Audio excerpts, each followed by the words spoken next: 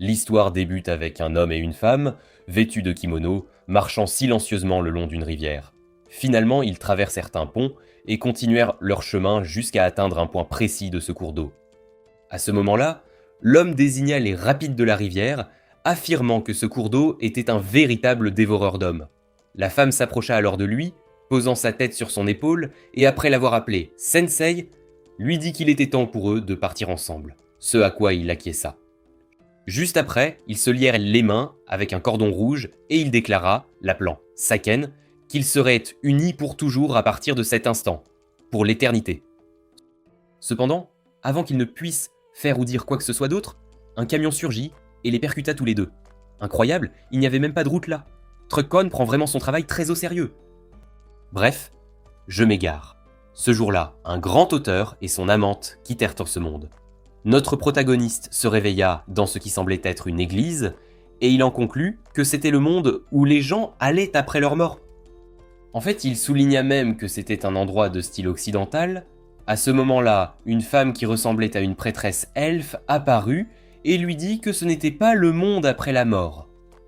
Elle l'accueillit ensuite et se présenta comme la guide de ceux qui descendaient dans ce monde. Son nom était Annette.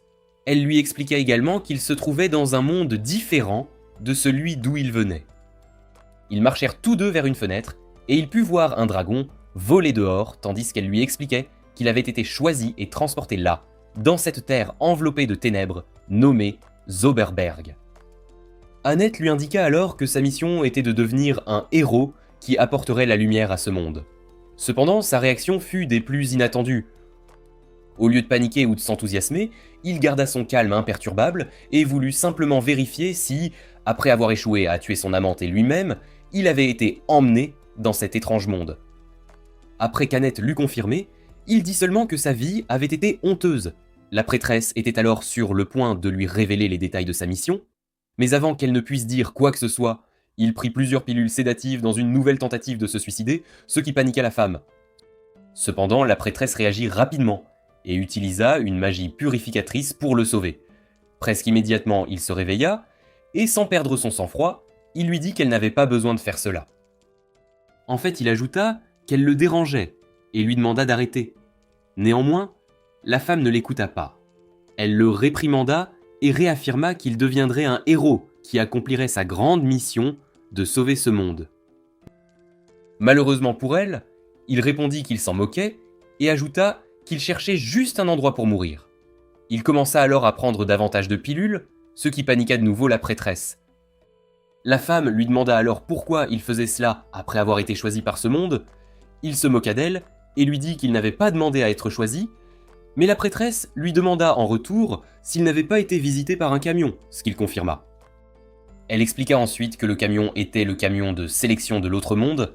Incroyable, Truck-kun est canon dans cette histoire. Parmi les nombreuses personnes de l'ancien monde de notre protagoniste qui menaient des vies malheureuses, seuls ceux frappés par ce camion purent refaire leur vie dans ce monde. C'était le service qu'ils offraient. Au fait, pendant qu'elle tentait de lui vanter la merveilleuse opportunité qui lui avait été donnée, il continuait à prendre des pilules sédatives comme s'il s'agissait de bonbons. Néanmoins, une fois que la prêtresse eut terminé, il s'approcha d'elle, saisit son bâton et lui dit que le camion avait interféré avec ce qui aurait dû être le moment le plus heureux de sa vie. Il lui demanda ensuite qui ils étaient pour décider si quelqu'un était malheureux ou non. Il commença alors à fumer. Quant à la prêtresse, elle n'en revenait pas de son attitude. Elle pensait qu'il avait été sauvé d'une vie malheureuse et pourtant il agissait de cette manière. Juste après, elle lui montra ses statistiques dans une tentative de le réconforter. Après tout, sans exception, chaque humain emmené dans ce monde se voyait accorder la capacité de manier des pouvoirs surhumains. Malheureusement, ses statistiques estaient presque nulles. Il était si faible que même après avoir été détoxifié, il affichait toujours le statut de poison. Elle commença alors à paniquer et parcourut rapidement toutes ses fenêtres de statut, seulement pour confirmer qu'il était extrêmement faible. Il tenta alors de partir, mais elle lui saisit la main et s'excusa, car il semblait qu'il avait en effet été emmené dans ce monde par erreur. En fait, il n'était pas apte à vivre dans ce monde. Cependant, il lui sourit simplement et répondit que c'était l'histoire de sa vie. Elle lui proposa alors de rester à l'église un moment, car il était trop faible pour survivre dehors, mais il la rejeta et décida de partir. À ce moment-là, elle réalisa enfin qu'il était en effet un homme différent. Jusqu'à cet instant, elle avait fermé son cœur aux élus car leur attitude était en bref épouvantable. Ils étaient tous des goujats, alors elle les flattait encore et encore. Néanmoins, cette fois-ci était différente, il l'avait vraiment touchée. Elle tenta alors de l'arrêter en lui demandant de choisir au moins une profession avant de partir. Et il répondit qu'il en avait déjà une, Rider. Après cela, elle complimenta ses oreilles et partit. Ce qu'il ignorait, c'est qu'avec ses actions, il lui avait confirmé qu'il était l'homme qu'elle attendait de voir arriver. Quelque temps plus tard, il marchait dans une prairie en mangeant ses bonbons, quand une voix dans sa tête lui annonça qu'il avait gagné 5 points d'expérience pour avoir découvert les grandes plaines d'Erstan. Et bien sûr, cela l'agaça puisqu'il souffrait de migraine. Malheureusement, le système n'en tint pas compte et l'informa qu'il avait monté de niveau, il était donc au niveau 2 à ce moment-là. Juste après, il entendit le cri d'une femme-chat et découvrit qu'elle avait été attaquée par un arbre de la mort. Elle le reconnut alors comme un aventurier et lui demanda son aide. Il la regarda et réalisa qu'il avait rencontré des gens aux oreilles étrangement formées ce jour-là. Il pensa aussi que les femmes mourantes étaient certainement belles. Il lui demanda alors s'il pouvait écrire un roman basé sur elle. Cela mit la femme en colère et elle le pressa de la sauver. Il tenta alors de l'atteindre, mais elle était tenue trop haut, ce qui mena à un moment très gênant. Elle lui demanda alors s'il avait une épée, des sorts ou quelque chose. Immédiatement après, l'arbre l'attrapa par le cou, et il trouva amusant d'être asphyxié, ce qui à son tour exaspéra la femme. Elle le traita même de bâtard inutile et dégoûtant. D'un autre côté, il savourait ce moment puisqu'il était enfin en train de mourir. Ces arbres possédaient la compétence d'aspiration qui leur permettait de voler la force vitale de leur captif. Malheureusement pour tout le monde, sauf la femme bien sûr, en aspirant la force vitale de notre protagoniste, l'arbre fut empoisonné et mourut avant de pouvoir tuer ses captifs. Notre protagoniste regretta alors d'avoir survécu, et le système l'informa qu'il avait infligé 300 points de dégâts grâce à son poison, gagnant un niveau. Il était au niveau 3 à ce moment-là. Quant à la femme-chat, elle n'en revenait pas de la façon dont il avait tué l'arbre. Elle dit même qu'il avait juste fait semblant d'être faible pour tromper le monstre, ce à quoi il répondit qu'il n'était qu'un homme qui avait souhaité la mort, et pourtant, il avait survécu. En fait, il avait essayé 5 fois en vain jusqu'à ce moment-là. Elle tenta alors de le réconforter en l'invitant chez elle pour le remercier de lui avoir sauvé la vie. Cependant, quand elle lui prit la main, il regarda le cordon rouge et pensa enfin à Saiken. Il se demanda alors si elle était aussi allée dans ce monde. Il s'éloigna en ignorant les tentatives de la femme-chat de lui dire son nom. Il était trop occupé à penser qu'il venait de trouver une raison de vivre dans cet autre monde fantaisiste. Il retrouverait Seiken pour qu'ils puissent enfin mourir ensemble. Pendant ce temps, à l'église, la prêtresse priait les dieux de ce monde afin qu'ils protègent cet aventurier et leur permettent de se revoir un jour. À ce moment-là, notre protagoniste ouvrit la porte de l'église, ce qui rendit la prêtresse très heureuse. Néanmoins, alors qu'elle courait pour l'embrasser, la femme-chat apparut derrière lui, demandant pourquoi ils étaient allés à cet endroit. La prêtresse se figea en voyant la femme-chat, car elle ne savait pas qui elle était. Mais avant qu'elle ne puisse dire quoi que ce soit, notre protagoniste, qui aimait être appelé Sensei, lui dit qu'il avait une question pour elle. Juste après, il dit qu'il cherchait une femme nommée Saiken et lui demanda si elle avait une idée de l'endroit où elle pourrait se trouver. Cette question choqua la prêtresse car elle impliquait l'existence d'une autre femme dans sa vie. Malheureusement, la prêtresse ne savait rien et il quitta l'église avec la femme-chat, pensant qu'il n'avait aucune piste pour retrouver Saiken. La femme-chat tenta alors de le réconforter et lui dit que puisqu'ils avaient encore du chemin à faire pour aller chez elle, ils devraient s'arrêter à la ville Château de Rat. Elle tenta alors de lui prendre la main, mais la prêtresse apparut soudainement et la frappa avec son bâton. Elle réprimanda ensuite la femme-chat pour son impudence à tenir la main d'un homme en public. La femme-chat lui demanda alors pourquoi elle avait décidé de les accompagner, avant de la taquiner en disant qu'elle était amoureuse de Sensei. Cela surprit la prêtresse qui tenta de justifier ses actions en disant qu'en tant que membre du clergé, elle avait la responsabilité de protéger cet autre mondain faible. La femme-chat fut surprise d'apprendre qu'il venait d'un autre monde, mais clarifia rapidement qu'il était fort, car il avait instantanément tué un arbre de la mort pour la sauver. La prêtresse ne pouvait pas croire qu'il s'était rapproché à ce point d'une autre femme et paniqua. Après tout, sauver la vie de quelqu'un était une affaire importante. Quant au sensei, il avait enfin trouvé un endroit agréable pour faire une sieste. Un cercueil que quelqu'un avait laissé dans un tas d'ordures. Il demanda alors aux femmes de le réveiller une fois arrivées à destination. Et la prêtresse prit immédiatement une corde pour tirer le cercueil. Pendant ce temps, dans un château, une dame aux cheveux roses regardait le lac devant elle, gardant une expression triste.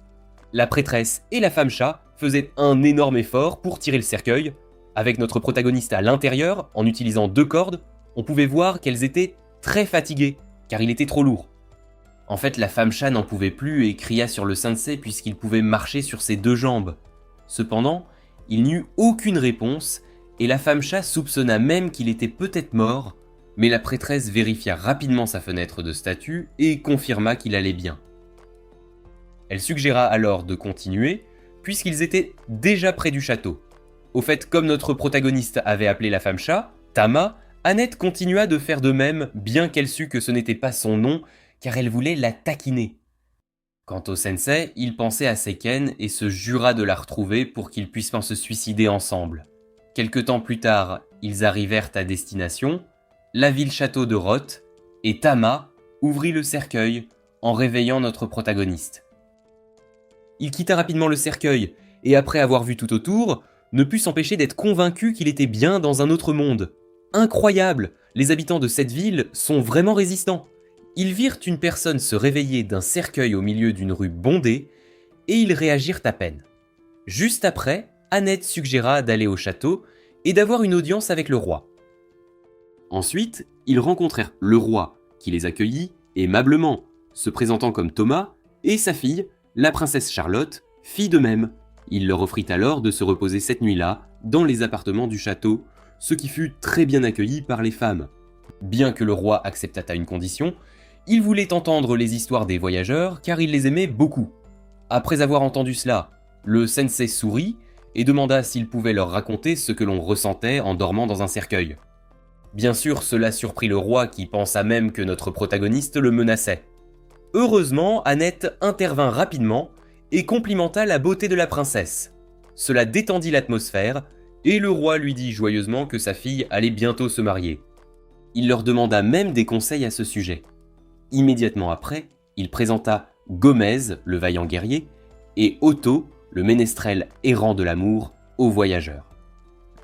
Le roi expliqua alors que, peut-être en raison de l'influence du seigneur des ténèbres courroucées, l'activité des monstres avait augmenté ces derniers temps. Néanmoins, il était devenu trop vieux pour gérer ce problème. Il avait donc décidé que l'un de ces 2 hommes deviendrait le mari de Charlotte et le prochain roi. Le problème était que Charlotte n'avait pas encore choisi de candidat, alors il demanda aux voyageurs qui était le mari le plus approprié pour Charlotte. Le sensei cessa alors de manger ses bonbons et, d'un air solennel, répondit qu'il n'en avait aucune idée, ce qui surprit le roi. Cependant, notre protagoniste ne s'arrêta pas là, il dit que l'avenir de Charlotte dépendait de ce choix crucial. Donc le roi ne devrait pas prendre conseil à ce sujet auprès de voyageurs qui venaient d'arriver ce jour-là. Il ajouta également que le roi était horrible et un tyran. Pire encore, il ajouta même que Thomas n'était pas apte à être roi. Eh bien, au moins il admit que, puisqu'il n'était pas apte à vivre dans ce monde, il n'avait pas le droit de dire cela. Le sensei partit après cela, et la prêtresse et la femme chat commencèrent toutes 2 à s'excuser auprès du roi pour son comportement. Elles dirent que puisqu'il était un autre mondain, il pouvait être un peu impétueux. Heureusement, le fait qu'il soit un autre mondain fut suffisant pour apaiser le roi. Au fait, pendant qu'elle parlait, la princesse ne put s'empêcher de fixer notre protagoniste jusqu'à ce qu'il quitte la salle du trône. Cette nuit-là, notre protagoniste était dans l'une des chambres, regardant la lune à travers une fenêtre, quand la prêtresse se réveilla et lui demanda s'il avait du mal à dormir. Il dormait dans des lits séparés, au cas où vous vous poseriez la question. Il tourna la tête pour la regarder dans les yeux et répondit qu'il ne dormait jamais bien. Ces mots la frappèrent durement, et après une pause, elle lui demanda finalement qui était Seiken.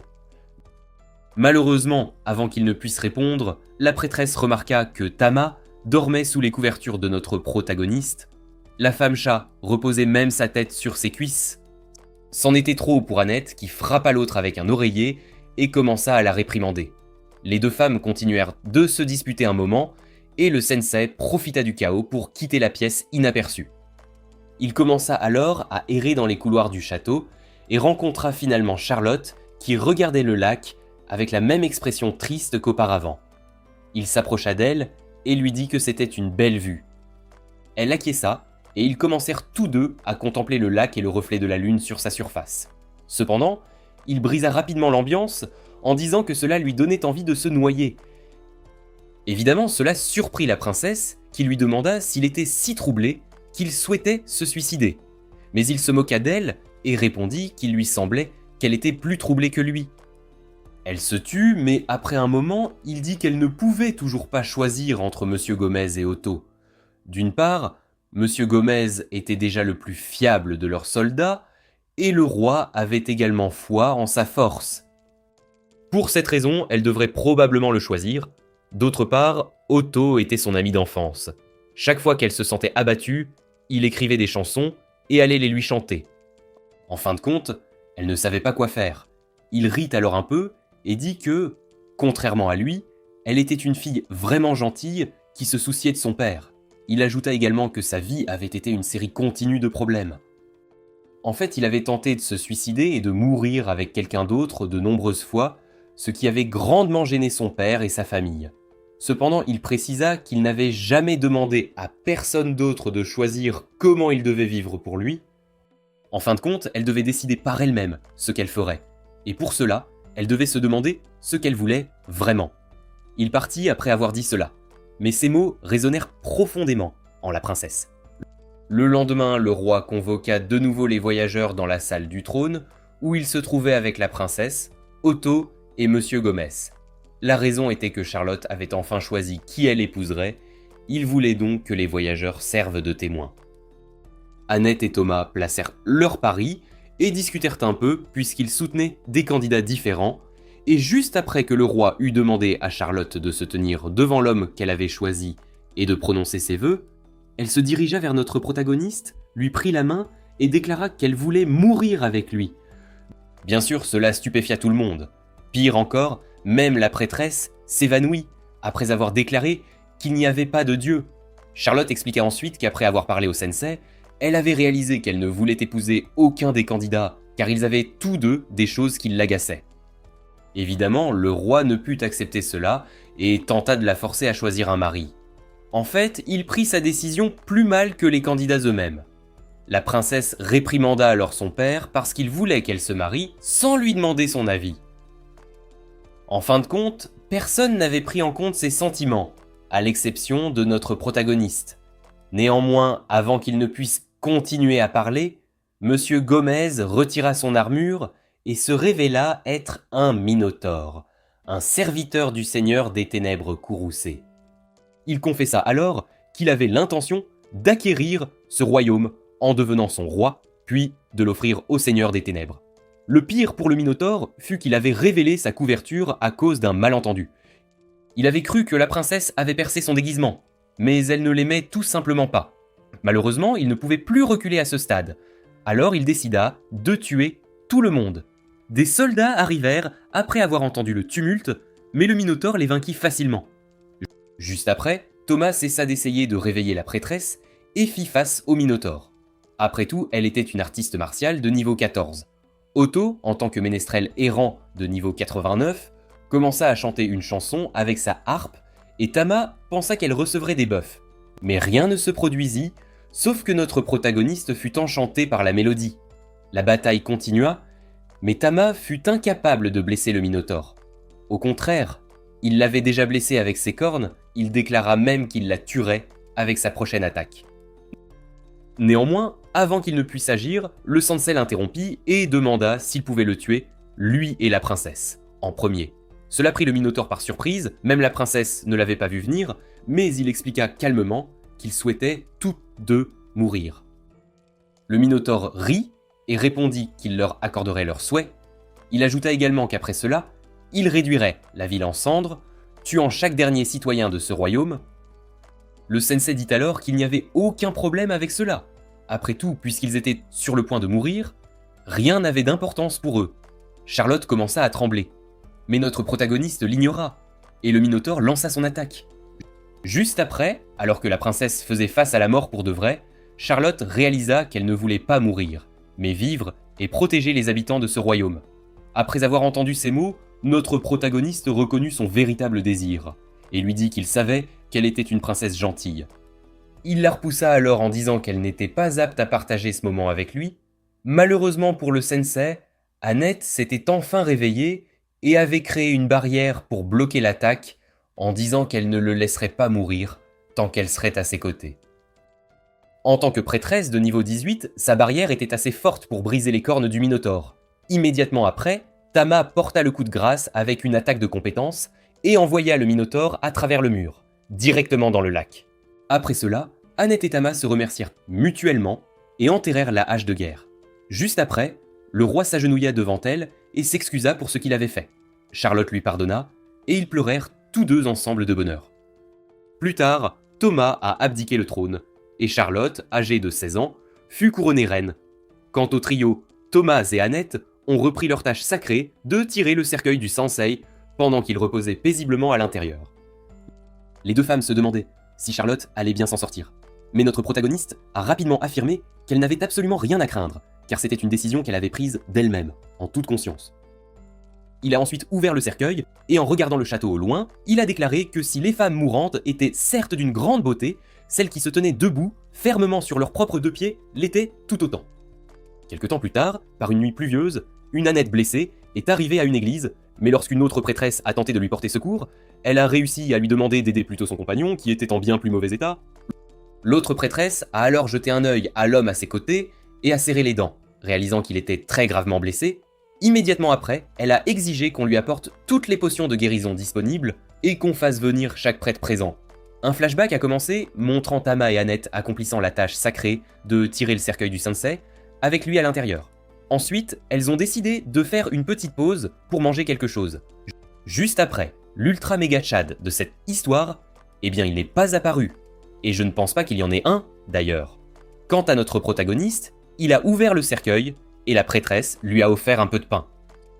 Cependant, il lui a demandé s'ils avaient du tofu bouilli, puis a refermé le cercueil aussitôt. Annette n'a pas du tout été vexée d'être rejetée, et a plutôt pris note de la requête, en disant qu'elles en chercheraient dans la prochaine ville.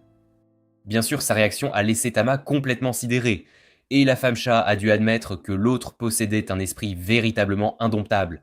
Tama a ensuite demandé à Annette si elles étaient proches de Gruen, la ville natale de la femme chatte, et la prêtresse lui a répondu qu'elle devrait y arriver d'ici quelques jours. Cependant, elle lui a demandé de leur permettre de faire une halte au temple de Zlatan. Tama a dit que cela ne la dérangeait pas, mais elle a tout de même demandé pourquoi l'autre avait formulé cette requête. Annette a alors expliqué que, normalement, les habitants d'autres mondes arrivaient à l'un des 4 temples de leur monde et partèrent là pour le château du Seigneur des Ténèbres.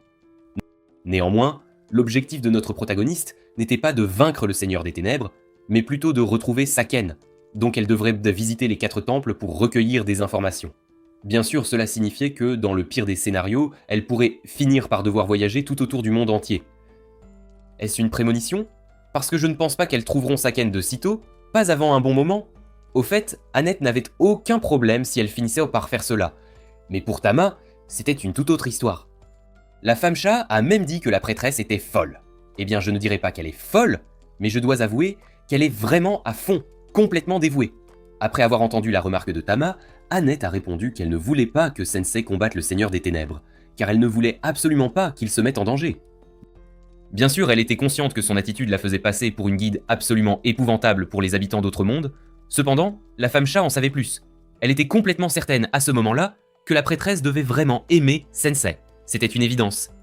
Et après avoir vu avec quelle véhémence l'autre l'a nié une fois qu'elle l'a entendu, cela n'a fait que le confirmer. Comme explication, la prêtresse a dit que Sensei lui avait montré la lumière quand elle avait perdu tout espoir concernant son travail, sa vocation. Elle ressentait donc l'obligation de l'aider. Tama lui a immédiatement demandé ce qui se passerait si Saken était son amante, et la balle a fait mouche, car l'autre a failli s'évanouir, bien qu'elle ait réussi à dire qu'elle avait décidé de l'accompagner pour vérifier cela, pour en avoir le cœur net. Après avoir entendu ces mots, Tama l'a informé qu'elle les accompagnerait également, mais seulement jusqu'à ce qu'elles atteignent sa ville natale, ce qu'Annette n'a pas du tout bien pris. Néanmoins, il y avait un problème bien plus important avec les plans d'Annette, une complication majeure. Tama n'était pas certaine que la prêtresse serait autorisée à entrer dans le temple. Après tout, elle avait abandonné son précédent emploi pour les accompagner. Cependant, Annette lui a dit que tout allait bien, car le grand prêtre du temple de Zwatan était un de ses chers amis, un ami très proche. De plus, elle n'avait pas quitté son poste sans préavis. Elle avait envoyé son familier pour remettre sa démission. Juste après, une créature ressemblant à une chauve-souris est apparue et a commencé à mordre la tête de notre protagoniste. Il avait quitté le cercueil pour fumer une cigarette, le faisant saigner, ce qui a effrayé la prêtresse. Elle a rapidement réprimandé son familier pour avoir toujours causé des ennuis, tandis que Tama s'occupait de la blessure de Sensei. Mais le pire restait encore à venir. Quand Annette a demandé à son familier s'il avait bien remis sa démission, sa réponse fut de vomir la lettre juste devant elle. Bien sûr, cela l'a mise en colère, et elle a frappé la créature en lui demandant pourquoi elle était revenue sans avoir accompli sa tâche. Néanmoins, Sensei a trouvé toute cette situation amusante, et il a même félicité la créature d'être revenue avec son maître avant de lui donner un nom, Milos, ce qui lui a valu la faveur du familier. Finalement, notre protagoniste est retournée dans son cercueil, tandis qu'Annette était submergée par le désespoir, car officiellement, elle avait quitté son poste sans aucun préavis. Juste après, un dragon gigantesque a atterri devant eux, terrifiant le groupe entier, familier inclus, sans exception. Annette ne pouvait pas comprendre pourquoi le monstre le plus puissant du monde était apparu là, à cet endroit précis. Heureusement, avant qu'il ne puisse attaquer, une jeune femme dont le visage était couvert par une capuche a dit au dragon, dont le nom était Ruka, de s'arrêter. Elle s'est ensuite approchée du monstre et a commencé à lui caresser la tête, tout en parlant dans une langue différente. Peu de temps après, le dragon a commencé à montrer des signes d'apaisement, ce qui a étonné les deux femmes, les laissant bouche bée. Annette a alors demandé qui elle était, mais elle a seulement répondu qu'il y avait beaucoup de monstres dans cette zone et leur a conseillé de partir rapidement.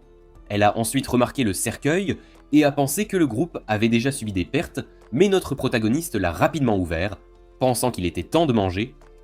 Annette a alors tenté d'expliquer qu'il était un habitant d'un autre monde, un excentrique, mais ces mots ont déclenché quelque chose chez la dame, car presque immédiatement, elle a retiré sa robe, révélant qu'elle était une femme dragon, une créature mythique. La chose suivante qu'elles ont vue fut la jeune femme déclarant qu'elle tuerait tous les habitants d'autres mondes. Un combat a commencé, mais la jeune femme s'est très vite avérée incroyablement puissante, au point de rendre les deux femmes incapables de bouger, complètement paralysées. Cependant, ce qui a vraiment surpris la prêtresse, c'est une marque apparue sur sa poitrine pendant la bataille, car cette marque identifiait la jeune femme comme étant la redoutable et colérique Seigneur des Ténèbres. Immédiatement après, notre protagoniste, qui n'était pas retenu, s'est dirigé vers la Seigneur des Ténèbres et lui a dit qu'il était le seul habitant d'un autre monde présent ici. Donc si elle voulait tuer quelqu'un, ce devrait être lui, et non ses compagnons. Waouh, je dois admettre que ce gars a du cran, une sacrée audace. Oui, je sais qu'il a fait ça parce qu'il voulait qu'elle le tue, c'était son but ultime. Mais même ainsi, marcher vers une personne aussi puissante et la narguer demande une volonté de fer, une détermination inébranlable. Évidemment, la Seigneur des Ténèbres ne plaisantait pas, et elle lui a immédiatement transpercé la poitrine avec son bras, ce qui a choqué Annette et Tama, les laissant sans voix.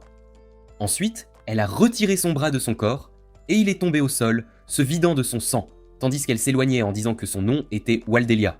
Néanmoins, contre toutes les attentes, les miennes incluses, il s'est relevé et lui a dit qu'il pouvait sentir qu'elle possédait une haine puissante, une haine profonde et tenace.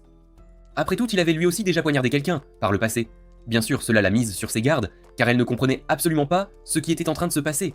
Il s'est ensuite dirigé vers elle, en disant qu'à cette époque, il avait perdu la raison à cause d'une haine intense, une haine dévorante. Juste après, il lui a caressé la joue gauche de sa main et lui a demandé si c'était ce qui lui arrivait, à ce moment précis. Après tout, ses yeux semblaient tristes, empreints de mélancolie, tandis que Delia était si sidérée que sa seule réaction fut d'appeler son dragon et de fuir, tout en se demandant qui était notre protagoniste, ce mystérieux individu. Au fait, à ce moment-là, Sensei avait déjà perdu connaissance. De retour au présent, Milos s'était transformé en tapis magique et les avait emmenés au temple où la prêtresse en charge avait demandé de récupérer toutes les potions de guérison qu'il possédait et de convoquer chaque prêtre présent, sans exception. Le lendemain, notre protagoniste errait dans la ville avec Tama. Après un certain temps, ils ont trouvé un magasin et Sensei a acheté une bouteille de poison. Mais quand le vendeur lui expliquait comment l'utiliser contre les monstres, notre protagoniste en a bu le contenu, laissant le vendeur et la femme chat complètement stupéfaits. D'accord, je dois l'admettre, ce protagoniste sait ce qu'il veut et n'hésite absolument pas à essayer de l'atteindre. Devant le magasin, Annette et son ami, Usha, buvaient quelques boissons tout en observant le spectacle, la scène qui se déroulait. Annette a ensuite remercié l'autre et lui a demandé si elle connaissait un habitant d'un autre monde nommé Saken. Malheureusement, l'autre n'a pas reconnu ce nom. Usha a alors commencé à réprimander son ami pour avoir quitté son poste sans préavis et pour voyager avec un habitant d'un autre monde, car tous étaient des gens indécents, des individus peu recommandables. Annette a alors commencé à défendre Sensei, et elle a dit à son ami que sans lui, elle ne serait pas la personne qu'elle était à ce moment précis. Bien sûr, cela n'a pas aidé sa cause qu'elle lui ait rapidement prêté de l'argent quand il lui a dit qu'il voulait acheter quelque chose, n'importe quoi. Allons, au moins demande ce qu'il veut acheter, surtout que tu sais qu'il est prêt à tout pour mourir, à n'importe quel prix. Cependant, Usha a été surprise lorsqu'elle a appris que notre protagoniste n'avait reçu aucun pouvoir spécial, aucune capacité particulière. Surtout quand Annette lui a dit qu'il avait risqué sa vie contre le Seigneur des Ténèbres pour les protéger, elle et Tama. Je parie que ce sacrifice perdrait de son éclat, de sa grandeur, si elle ajoutait aussi que son but ultime est de mourir, de trouver la mort. Or, ce qui a vraiment surpris Usha, c'est d'apprendre que la colérique Seigneur des Ténèbres les avait attaqués, car il avait été détruit par un autre habitant d'un autre monde 7 jours auparavant. C'était une information contradictoire. Ailleurs, dans un château sombre, un dragon était retenu par un habitant d'un autre monde qui se moquait de lui, disant qu'il s'était déjà occupé de son maître. Ce que cet habitant d'un autre monde ignorait, c'est que Waldelia, qui se trouvait être la fille du précédent Seigneur des Ténèbres, et son dragon étaient dehors, animés d'un puissant désir de vengeance, d'une soif de représailles. De retour avec le trio, Tama et Annette discutaient de la nouvelle de la défaite du Seigneur des Ténèbres et se demandaient qui pouvait bien être la jeune femme qu'elles avaient combattue auparavant. Sans oublier que notre protagoniste avait été amené dans ce monde 7 jours plus tôt, ce qui n'avait aucun sens si le Seigneur des Ténèbres avait déjà été détruit, c'était une incohérence flagrante. Quant à Sensei, il ressentait du désespoir parce qu'il voulait écrire sur les choses qu'il avait vécues depuis son arrivée dans ce monde, mais il avait du mal à écrire. Il peinait à trouver les mots justes. Même ainsi, il n'a pas hésité à briser le cœur d'Annette en disant qu'il n'avait rien écrit à son sujet, absolument rien. Ce type est diabolique d'une manière très tordue, vraiment machiavélique. La prêtresse les a ensuite emmenés faire des achats, et presque immédiatement, elle a acheté à notre protagoniste une armure énorme et très lourde, d'un poids considérable. Mon Dieu, cette chose semblait capable de résister à l'impact d'un missile, c'était impressionnant. L'armure était si lourde qu'il ne pouvait même pas marcher, alors Tama et Annette l'ont laissé dans la rue pendant qu'elles allaient faire leurs courses, tranquillement. Peu de temps après, Usha l'a trouvée, et l'a informé qu'à partir de ce moment-là, Annette resterait avec elle parce qu'elle était très pure et être avec un habitant d'un autre monde la rendrait certainement malheureuse, c'était une certitude. Elle lui a même exigé de dissoudre son groupe avec elle. Cependant, il a répondu que c'était à Annette de décider si elle voulait l'accompagner ou non, car elle n'était pas un oiseau en cage, elle avait son libre arbitre. Usha n'a pas reculé et a clairement fait savoir qu'elle ne faisait pas confiance aux habitants d'autres mondes. Et comme pour confirmer ses paroles, à ce moment précis, 2 habitants d'autres mondes sont apparus et ont commencé à causer des problèmes en annonçant le début d'une nouvelle ère, une ère dominée par les habitants d'autres mondes.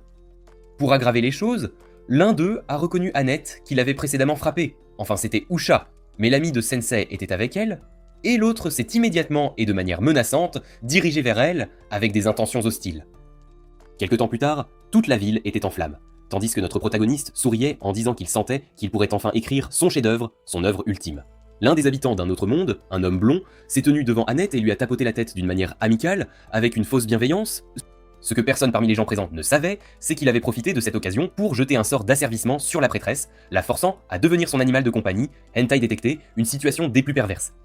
La femme blonde est immédiatement tombée à genoux, et le second habitant d'un autre monde, le rappeur qui l'avait accusé de l'avoir frappé, s'est moqué d'elle en disant que plus ils étaient purs, plus vite ils succombaient à la compétence du blond, c'était une règle implacable. Apparemment, être pur, c'était retourner contre l'elfe. Cependant, juste après, Tama a attrapé le rappeur par le col et lui a demandé ce qu'ils avaient ça fait à son ami. Pourtant, l'habitant d'un autre monde s'est moqué d'elle et a répondu qu'il était déjà trop tard, car la compétence de Suzuki transformait inconditionnellement quiconque il caressait en son esclave, sans aucune exception. Malheureusement pour elle, Suzuki l'a tapotée par derrière et elle est également tombée à genoux. Quelle honte pour elle en tant que guerrière. Le blond a alors commencé à rire en disant qu'aucun humain ni monstre ne pouvait résister à sa compétence surpuissante, son animal de compagnie, c'était une évidence. À ce moment-là, Usha est apparue et lui a dit que cela avait assez duré, que c'en était trop. Elle a également ajouté qu'elle ne se souvenait pas lui avoir appris à utiliser son don de cette manière et que la ville de Val ne se rendrait jamais à lui, jamais de la vie. Après avoir entendu ces mots, Suzuki s'est simplement moqué et a répondu qu'il détruirait complètement leur ville et construirait un nouveau royaume. Ensuite, il a envoyé tous ses animaux de compagnie, une meute de loups, pour attaquer les gens sans pitié. Usha a tenté de l'arrêter, mais 4 loups l'ont encerclé, et Suzuki lui a dit qu'il allait utiliser son église comme son château personnel. Quelque temps plus tard, la ville était plongée dans un chaos total, une désolation. Les loups continuaient d'attaquer les gens et les bâtiments avec des boules de feu qu'ils lançaient de leur gueule. Il y avait des débris partout, et les gens couraient, essayant d'échapper au danger imminent. Pendant ce temps, Tama attaquait l'armure de Sensei comme une bête enragée, avec une fureur déchaînée. Mais heureusement pour notre protagoniste, elle ne pouvait lui infliger aucun dégât, absolument rien. Quant à lui, il était plutôt amusé par la situation, et pensait qu'Annette avait eu raison, car on ne pouvait jamais savoir quand, ni par qui, il serait attaqué, c'était une incertitude constante. Je parie qu'elle n'avait pas envisagé d'être asservie en même temps que Tama. Tama a continué à frapper l'armure jusqu'à ce qu'elle réussisse à la briser, mais l'un des fragments l'a frappée à l'arrière de la tête et l'a assommée, la laissant inconsciente. Sensei a saisi cette opportunité pour quitter l'armure, prendre la femme-chat et la placer à l'intérieur d'un tonneau. Il l'a ensuite recouvert et y a apposé un avertissement, afin que d'autres personnes ne l'ouvrent pas, pour éviter tout problème. Immédiatement après, Usha a été projetée contre un mur et elle n'a pas pu s'empêcher de maudire la situation, de pester. Il l'a ensuite saluée et elle en a profité pour le réprimander, disant que c'était ça, les habitants d'autres mondes, vraiment bon sang petite dame. La prêtresse n'arrêtait pas de se plaindre, car Suzuki non seulement utilisait son don pour ses désirs égoïstes, mais son avidité était devenue complètement incontrôlable et il avait perdu tout contrôle, toute retenue. Néanmoins, la réaction de notre protagoniste l'a complètement sidéré, car il a commencé à prendre des notes en disant que le blond était le genre d'homme qui excitait ses sensibilités, qui stimulait son inspiration. Ensuite, il a demandé où il se trouvait, a demandé à Usha de prendre soin de Tama, et est allé le rencontrer, malgré ses avertissements, car il avait le sentiment qu'il serait enfin capable d'écrire son chef-d'œuvre, son œuvre la plus aboutie. Cependant, au dernier moment, la prêtresse a décidé de l'accompagner. Peu de temps après, ils sont arrivés à l'église et il a rapidement ouvert les portes principales, ce qui lui a donné un énorme mal de tête, car elle croyait qu'il n'aurait aucune chance contre Suzuki et son sbire. Absolument aucune. Elle ne pouvait pas croire qu'il était aussi stupide et a dit que c'était pour ça qu'elle détestait les habitants d'autres mondes. Je ne dirais pas ça en faisant partie d'un anime de gars de glace, tu sais. Une fois à l'intérieur, Sensei a dit à Suzuki qu'il voulait écrire un roman basé sur lui, ce qui a attiré son attention et celle du rappeur, les intriguant fortement. Le blond a même deviné que notre protagoniste souhaitait écrire l'histoire héroïque de Suzuki, le héros conquérant un autre monde. Malheureusement, Sensei a crevé sa bulle et a dit qu'il voulait écrire une histoire sur un homme qui avait acquis plus de pouvoir qu'il n'en méritait et qui était tombé à cause de sa propre avidité, de sa soif insatiable. Évidemment, le blond n'a pas du tout apprécié ces paroles et a ordonné à ses animaux de compagnie de l'attaquer. Personne ne tolère un critique honnête de nos jours, c'est bien connu. Usha a essayé d'arrêter les loups, mais elle a été rapidement submergée par eux, complètement dépassée. Juste après, Suzuki a ordonné à ses 3 derniers animaux de compagnie de lancer des boules de feu contre notre protagoniste, qui se tenait simplement là, en train d'écrire. Néanmoins, au dernier moment, Milo s'est apparu, portant le casque de l'armure, et apparaît les sorts, les renvoyant au blond et à son sbire avec une précision incroyable. Attendez, est-ce que c'est « je partout » Laissez-moi vérifier. Non. Fausse alerte, Suzuki et le rappeur ont réussi à encaisser le coup, et le blond a ordonné à son loup le plus fort d'attaquer Sensei, sans plus attendre. L'animal de compagnie a mordu notre protagoniste, et les habitants d'autres mondes ont cru qu'ils avaient gagné, mais presque immédiatement, le loup est mort en raison de la concentration incroyablement élevée de poison dans le sang de notre protagoniste. C'était fatal. Le rappeur était stupéfait, et le blond était très en colère après avoir vu comment les choses avaient tourné. C'était une déconvenue totale. D'autre part, Usha a rapidement conclu que notre protagoniste avait infusé son propre corps de poison volontairement. Eh bien, il voulait juste mourir, c'était son unique désir. Donc je ne lui accorderai pas beaucoup de crédit pour un effet secondaire aussi pratique. Le sbire a alors décidé de fuir, et Usha a demandé à Suzuki de se rendre, de capituler. Mais le blond a décidé d'utiliser son atout majeur à net. Il a ordonné à son animal de compagnie de tuer l'autre prêtresse qui a immédiatement tenté de la réveiller du sort d'asservissement par le pouvoir de l'amitié, une tentative désespérée. Je pense que c'est un travail pour Naruto, pas pour une prêtresse elfe, soyons clairs. Usha ne voulait pas combattre son ami, alors elle a dit à notre protagoniste qu'il devrait s'échapper, mais Sensei avait d'autres plans, des idées bien différentes. Il s'est dirigé vers Annette en disant qu'Annette était plus forte que ce qu'Usha pensait. Et quand Suzuki lui a dit qu'elle ne pourrait jamais se libérer de son sort, notre protagoniste a simplement répondu que ce n'était pas à lui de décider, que la décision ne lui appartenait pas. Ensuite, il s'est tenu devant elle et lui a dit qu'il savait qu'elle n'était pas un oiseau en cage, qu'elle était libre. Ces mots ont affecté Annette, qui s'est coupée avec le poignard qu'elle tenait, essayant de s'empêcher de tuer Sensei, de commettre l'irréparable. Suzuki est devenu fou en voyant cela, et a essayé de la forcer à tuer notre protagoniste en augmentant la puissance de son sort, mais elle s'est poignardée à la jambe à la place, se libérant ainsi du sort, brisant les chaînes de l'asservissement. Naruto serait fier de Sensei, c'est certain. Cela a surpris Usha et Suzuki. La première a ensuite été priée par Sensei de soigner les blessures de son ami, et le second est tombé à genoux, incapable de croire que sa compétence surpuissante avait été vaincue, anéantie. Juste après, le blond a pris le poignard pour se suicider. Mais Sensei l'a arrêté, car il écrivait un livre sur lui, donc il ne pouvait pas mourir tout de suite, pas encore. En fait, il a ensuite demandé à l'autre de lui raconter son histoire, de lui confier son passé. Quant à Usha, elle a commencé à réfléchir aux mots que Sensei lui avait dit auparavant, concernant Annette qui était plus forte qu'elle ne le pensait. Un flashback a alors commencé, montrant Suzuki se faisant intimider dans son monde précédent, subissant des brimades. Il s'est alors rappelé qu'il était devenu l'animal de compagnie de ses intimidateurs, de ses bourreaux. Il avait pensé à mourir d'innombrables fois, mais n'avait pas réussi à faire quoi que ce soit à ce sujet jusqu'au jour où Truck-kun l'a envoyé dans ce monde fantastique, un monde de rêve. Usha l'a accueilli à bras ouverts et lui a expliqué sa mission. Il a ensuite commencé à s'entraîner pour utiliser son don. Mais les gens de ce nouveau monde ont été méchants avec lui, ce qui a déclenché son traumatisme et l'a poussé à utiliser son don contre eux sans hésitation. Au final, après toutes les épreuves qu'il avait traversées, il était naïf de s'attendre à ce qu'il s'engage vraiment dans la mission de sauver un monde étranger. Oui, le processus de recrutement des héros de ce monde est un véritable désordre, c'est le moins qu'on puisse dire, une pagaille totale. De retour au présent, il a dit à Sensei qu'il ne pouvait même pas commettre le mal correctement, avec efficacité. Après tout, peu importe le monde qu'il habitait, il n'était qu'un moins que rien, une personne sans volonté, un être insignifiant.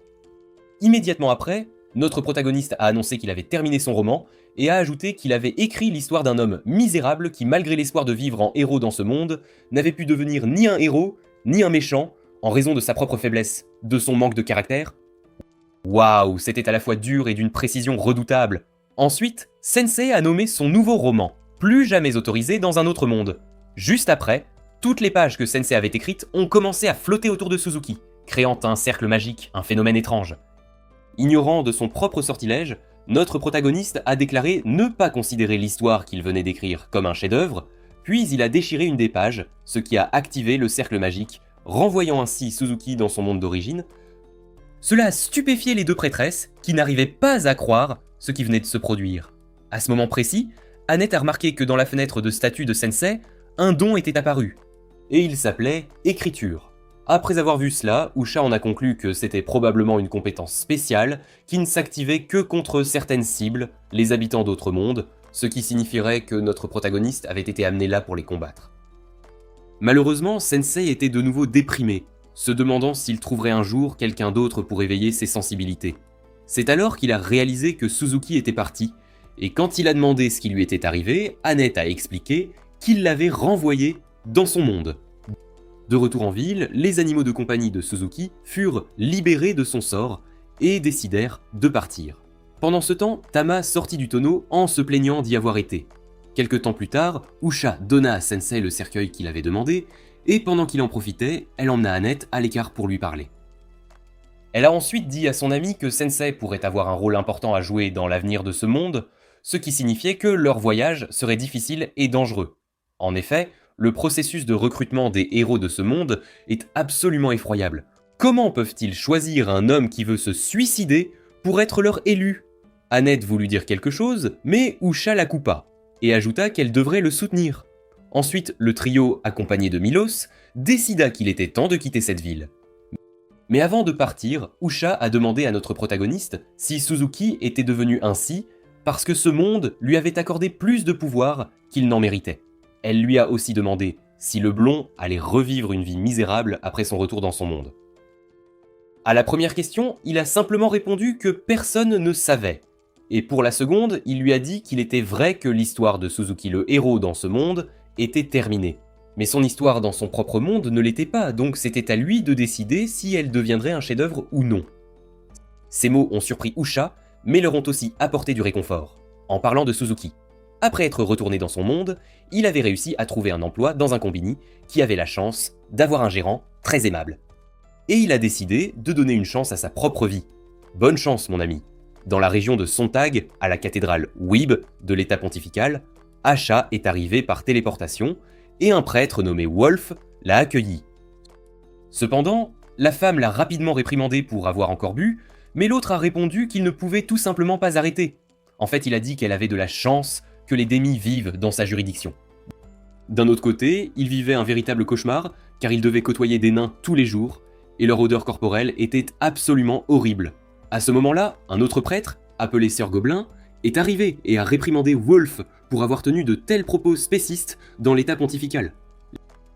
L'évêque Wulf s'est rapidement excusé et a répondu que non seulement l'autre était le premier non-elfe à être nommé prêtre, mais qu'il avait aussi atteint le rang d'archevêque. Sir Gobelin a répliqué que l'espèce d'une personne était sans importance. En fait, il y avait beaucoup d'elfes qui agissaient d'une manière indigne de leur espèce. Ces mots ont irrité Wulf, et il s'est immédiatement emporté contre l'autre, lui demandant s'il voulait échanger sa juridiction avec lui, et disant que l'autre avait de la chance, car sa juridiction était toujours très paisible, se plaignant de son travail. Cependant, Sir Gobelin est resté calme et a répondu que c'était le bienfait de la foi du peuple et la faveur de la reine. Il a même ajouté que peut-être Wulf devrait essayer de changer ses habitudes. Mais avant que l'autre ne puisse répondre, le cardinal Miller est arrivé et leur a dit de prendre place. Une fois qu'ils furent tous assis, le cardinal s'est excusé de les avoir convoqués alors qu'ils étaient tous très occupés. Cependant, avant qu'ils ne puissent dire quoi que ce soit d'autre, une prêtresse est arrivée en toute hâte et a fini par trébucher et tomber. La nouvelle venue, une elfe aux cheveux roux, s'est rapidement excusée et le cardinal l'a présentée comme la nouvelle évêque du temple d'Erstan. Il leur a ensuite demandé de se présenter et de faire leur rapport. La nouvelle prêtresse fut la première et elle s'est présentée comme l'évêque Arya, la remplaçante de l'évêque Annette. Au moins, elle est énergique, ce qui est bien mieux que l'attitude de Wulf. Juste après, elle a commencé son rapport en disant que Dean Stark, la terre sainte des montagnes et des flammes, n'avait rien à signaler. Le cardinal a ensuite dit qu'il avait entendu dire que Charlotte, la fille du roi de la colère, avait hérité du trône, et l'autre fut choqué par son omission. Heureusement, Elton, aussi connu sous le nom de Sir Gobelin, l'a empêché de s'embarrasser davantage et s'est présenté comme l'archevêque du temple de Vierton. Il a ensuite rapporté que la paix et le calme continuaient de régner dans sa juridiction de la région de Mithwac, la terre sainte des lacs et de l'eau. Cependant, quand Arya a cru que le pire était passé, Elton lui a rappelé que le retard était strictement interdit. Juste après, ce fut le tour de Wulf, et il s'est présenté comme l'évêque du temple de Dritan. Concernant son rapport, sa juridiction de Samstag, la terre sainte des déserts et de la terre, était très isolée, mais il s'en sortait plutôt bien.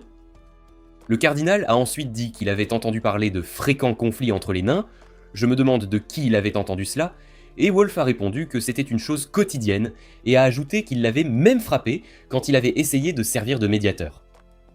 Finalement, Usha s'est présentée comme l'évêque du temple de Zwaden. Quant à son rapport, elle a dit que, plusieurs jours auparavant, dans sa juridiction de Donnerstag, la terre sainte de la forêt et du vent, un habitant d'un autre monde s'était déchaîné et avait détruit la moitié de la ville de Val. Il travaillait actuellement à restaurer l'endroit. Sa capacité à résumer est incroyable. C'est elle qui devrait écrire ce récapitulatif. Après avoir entendu cela, le cardinal a soupiré et leur a dit qu'il les avait convoqués ce jour-là pour discuter des habitants d'autres mondes. Le seigneur des ténèbres courroucées avait été vaincu par un groupe d'habitants d'autres mondes, et à cause de cela, le pape avait décidé de sceller les cercles magiques reliant leur monde aux autres et de cesser d'invoquer des habitants d'autres mondes. Elton fut le premier à réagir et a dit qu'il était heureux que la bataille contre le détestable seigneur des ténèbres soit terminée. Juste après, Wulf a dit qu'ils étaient enfin libérés de la surveillance de ces habitants d'autres mondes égarés. Ensuite, le cardinal leur a dit que les 7 habitants d'autres mondes qui avaient vaincu le seigneur des ténèbres courroucé avaient revendiqué les terres du seigneur des ténèbres et en étaient devenus les nouveaux dirigeants. Cette nouvelle a choqué les évêques. Mais le cardinal n'avait pas encore terminé. Il a ensuite dit que le pape venait de recevoir une déclaration de ces 7-là. Avec leur puissance, ils prévoyaient de transformer toutes les terres de Zauberburg en une utopie. Bien sûr, les évêques n'ont pas du tout aimé cela, et Usha a rapidement demandé ce qu'avait dit le pape. Le cardinal a rapidement répondu que le pape était très affligé. Après tout, il croyait que les habitants d'autres mondes étaient des anges envoyés pour sauver leur monde, et leur avait librement donné son amour. Néanmoins, ces personnes qu'il avait considérées comme ses propres enfants avaient montré leur croc contre lui. Quoi qu'il en soit, il devrait considérer cela comme une déclaration de guerre contre l'église mondiale de Elzahan. En bref, les 7 archanges qui avaient sauvé le monde étaient devenus 7 anges déchus le menaçant. Eh bien, nous avons ici l'intrigue de King's Raid, le jeu mobile, mais avec moins de drame et sans romance. En même temps, il ne devait pas ignorer les habitants d'autres mondes déchus qui avaient commencé à semer le chaos dans chaque région. De plus, Waldelia, la fille du seigneur des ténèbres courroucé qui avait disparu de son château, ne pouvait pas non plus être négligée. En bref, Zauberberg était entré dans une nouvelle ère. Les évêques sont devenus inquiets après avoir entendu cela, car ils ne savaient ni pas comment combattre les habitants d'autres mondes. C'est à ce moment-là qu'Usha s'est souvenu de ce qui s'était passé avec Suzuki, et a dit que peut-être il y avait un moyen de les gérer. Juste après, elle a expliqué comment Sensei avait renvoyé Suzuki dans son propre monde. Bien sûr, cela a choqué tout le monde, mais avant qu'il ne puisse discuter davantage de la question, le pape lui-même est apparu et a dit que cet ange pourrait être leur rayon d'espoir. Il a ensuite demandé à Usha si elle pouvait lui en dire plus sur lui. Notre garçon devient célèbre. Pendant ce temps, au château du Seigneur des Ténèbres, un homme et une femme parlaient de la façon dont elle regrettait son bien-aimé et de la façon dont leurs alliés étaient nés partis pour diverses terres. L'homme a ensuite levé sa coupe et a dit qu'il resterait là pour observer ce qui attendait ce monde. De retour avec notre protagoniste, ils étaient arrivés dans une ville et avaient décidé d'y passer la nuit avant d'entrer à Grune. Cependant, à ce moment-là, le système a informé Tama qu'elle avait atteint le niveau 17. Bien qu'il ait eu des sentiments mitigés à propos de cette montée de niveau en traînant un cercueil, ils cherchaient une auberge quand un jeune garçon leur a dit où en trouver une. Il leur a ensuite demandé s'ils étaient des voyageurs et s'ils étaient intéressés par des informations qui les aideraient dans leurs aventures. Si ce gamin n'apparaissait pas dans le générique, je dirais que c'est un escroc. Il leur a ensuite parlé du service de dépêche d'habitants d'autres mondes, aussi connu sous le nom de service d'introduction de héros. En bref, certains habitants d'autres mondes offraient leurs services pour accompagner des groupes qui manquaient de confiance en leurs compétences, leur offrant un voyage sûr et confortable. Il leur a aussi dit qu'il avait eu cette idée, et juste après, a commencé à les convaincre d'engager un habitant d'un autre monde. Tama n'était pas si impressionné, surtout après ce qui s'était passé auparavant, mais Annette était prête à donner son argent au gamin pour la sécurité de Sensei. Bien sûr, le garçon a alors vu son opportunité et a essayé de les convaincre en utilisant le mort comme motivation. Oui, ce gamin est un escroc, apparaître dans le générique ne suffit pas pour sa défense à ce stade. Au final, Sensei lui a fait une peur bleue en sortant du cercueil. Mais malgré tout, le gamin a réussi à prendre l'argent d'Annette sous la promesse d'engager un guerrier pour leur voyage. Cette nuit-là, ils attendaient Kuzue toujours Nur, le garçon, mais il n'est pas apparu. Sensei a alors dit qu'il ne viendrait pas car il avait les yeux d'un escroc, ce qui a été confirmé par l'aubergiste qui a dit que le garçon les avait trompés. Après avoir entendu cela, Annette a failli s'évanouir parce qu'elle avait payé 40 000, mais elle a réussi à garder son calme. Juste après, Sensei a demandé à l'aubergiste ce qu'elle savait du garçon.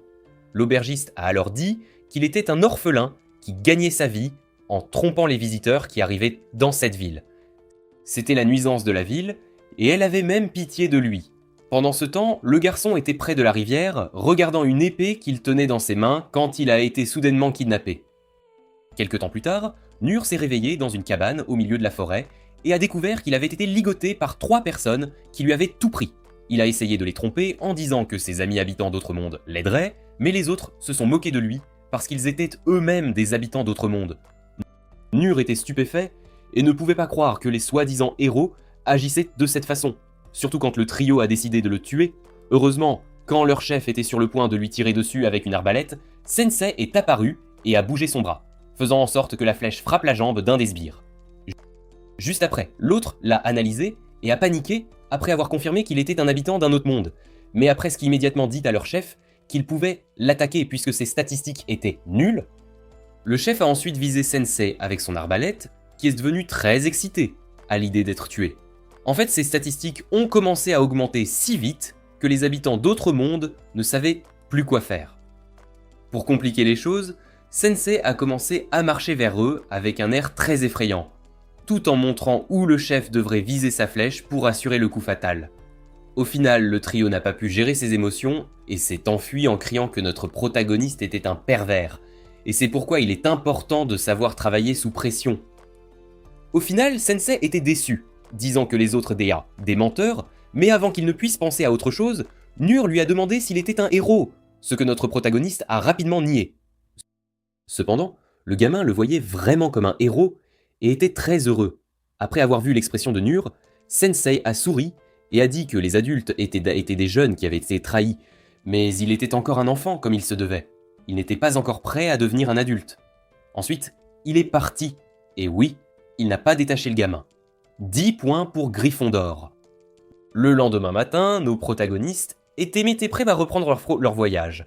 Bien qu'Annette se montrait assez insistante pour savoir pourquoi Sensei avait l'air endormi, surtout après qu'il ait dit avoir passé une nuit délicieuse. Allez, entre juste dans le cercueil avec lui, c'est tout. À ce moment-là, Nur est apparu et leur a dit qu'il était prêt à partir avec eux. Tama s'est énervé en le voyant et a exigé qu'il leur rende leur argent, mais il a dit qu'il n'avait pas menti, car il était le guerrier qui les accompagnerait. Il avait même son épée attachée dans son dos. Waouh, ce gamin a du potentiel. Quelque temps plus tard, ils sont arrivés à leur destination. La patrie de Tama, la ville de Groon et la femme chat a finalement fait traîner le cercueil à Nur à sa place. Bien sûr, le jeune garçon a paniqué en apprenant que Sensei voulait mourir et comment les dames minimisaient cela. Juste votre voyage héroïque habituel. Annette a remarqué qu'il y avait un point de contrôle à l'entrée du château, mais Thomas a dit que c'était bon puisqu'elle était célèbre là-bas. Malheureusement, dès que les gardes l'ont vue, ils ont immédiatement arrêté nos protagonistes. Eh bien, elle était effectivement célèbre. Dans une cellule de prison, Annette pleurait à chaudes larmes, tandis que Nur disait que Thomas avait été emmené ailleurs et se demandait s'ils avaient été arrêtés à cause d'elle. Après tout, ils l'avaient arrêtée, elle et tous ceux qui l'accompagnaient, dès qu'ils l'avaient vue. Nur a ensuite commenté qu'étant donné la réaction des gens, Tama devait avoir commis un crime terrible là-bas. Peut-être avait-elle volé la royauté. À ce moment-là, Annette l'a interrompu et a dit que Tama n'était pas une chatte voleuse. Juste après, Sensei s'est réveillé et a demandé à la prêtresse comment on exécutait les gens dans ce monde. Cependant, elle a refusé de répondre à la question, car l'expression de Sensei trahissait ses intentions de se faire exécuter d'une manière ou d'une autre. Ensuite, Nur a dit qu'il devrait essayer de s'échapper, même si c'était sans elle. Mais Annette n'avait aucune idée de comment s'échapper de cette cellule. Heureusement, Nur n'était pas seulement un escroc, mais aussi un voleur, alors il a rapidement ouvert la serrure de la cellule.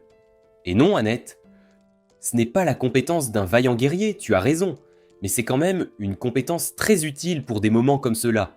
Malheureusement, Sensei n'était pas non plus content de l'action de Nur, puisqu'il voulait être exécuté. Mais heureusement pour notre protagoniste, les gardes sont arrivés et les ont pris en flagrant délit, alors ils les ont ligotés avec des cordes. À ce moment-là, Sensei a demandé à l'un des gardes s'ils allaient être exécutés. Mais son expression était si effrayante que le garde n'a pas réussi à répondre. Ensuite, ils ont été emmenés dans la salle du trône où le ministre Briard du royaume de Grun les a informés que les crimes qu'ils avaient commis étaient assez graves. Et par conséquent, ils seraient exécutés.